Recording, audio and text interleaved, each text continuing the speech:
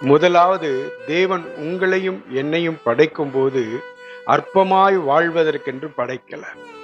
வேதம் சொல்லுகிறது, நான் பிரமிக்கத்தக்க அதிசயமாய் உண்டாக்கப்பட்டபடி நான் உம்மை துதிப்பேன் என்று தாவீது தேவனை நோக்கி சொல்லுகிற வார்த்தை.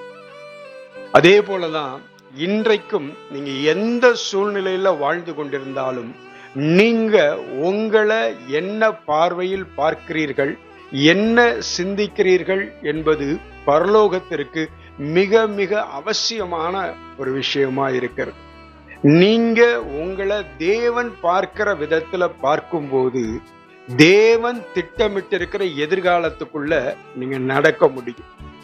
தேவன் உங்களை குறிச்சு வச்சிருக்கிறதெல்லாம் உயர்வானதாகவே வைத்திருக்கிறார்.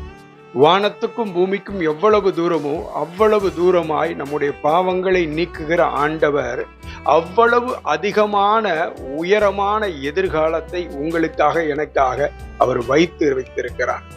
இன்னைக்கு உங்களை பார்த்து சொல்றேன், நீங்க எந்த நிலைமையில் இருந்தாலும் உன்னை குறித்து நீ சிந்திக்கிற சிந்தனை உன் எதிர்காலத்தை திருப்பிவிடும். உன்னை குறித்து நீ யோசிக்கிற யோசனை தேவனை அசைய பண்ணும். நீ எப்பேற்பட்ட நெருக்கடியில் இருந்தாலும், நீ எப்பேற்பட்ட போராட்டத்தில் இருந்தாலும், நீ சொல்ல வேண்டிய வார்த்தை, இதற்காக நான் உருவாக்கப்பட்டவன் அல்ல, நான் இதை தாண்டி ஜெயிக்க பிறந்தவன் என்று நீ சொல்லும்போது பரலோகம் உன்னால் மகிமைப்படும். பரலோக தேவன் உன்னால் மகிமைப்படுவார். அவர் உன்னை பிரமிக்கத்தக்க அதிசயமாய் உண்டாக்கி இருக்கிறார். ஆகவே அசாதாரணமான காரியங்களை செய்வதுதான் உன்னுடைய அழைப்பு.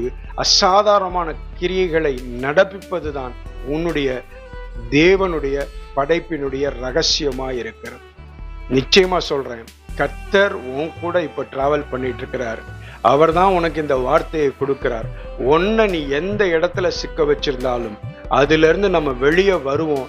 ஏன்னா நம்ம பிரமிக்கத்தக்க அதிசயமாய் தேவனால் உண்டாக்கப்பட்டிருக்கிறோம் என்கிற விசுவாசத்துக்குள்ள வா. உன் வாழ்க்கையில ஒரு பெரிய திருப்பு முனைய தேவன் கொடுக்கிறத நிச்சயமாய் நீ காண்பாய் என்று இயேசுவின் நாமத்தில் உன்னை பார்த்து சொல்லுகிறேன்.